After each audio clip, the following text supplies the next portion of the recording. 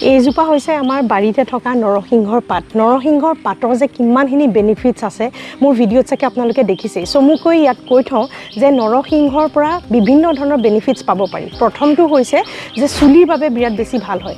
চুলি যদি সোনকালে পকে তেনেহ'লে তাক বচাবলৈ, চুলি পকাৰ পৰা বচাবলৈ বহু ক্ষেত্ৰত সহায় কৰে। নাৰিকল তেলৰ লগত ভালদৰে গৰম কৰি পেলাই কুহুমীয়া কৰি আপোনালোকে চুলি গুৰিত যদি সানে চুলি পকাৰ পৰা বাচিব পাৰে। লগতে হাই ব্লাড প্ৰেছাৰ কণ্ট্ৰল কৰিবলৈও সহায় কৰে। ডায়েবেটিছ ৰোগীৰ বাবেও বিৰাট বেছি ভাল হয়।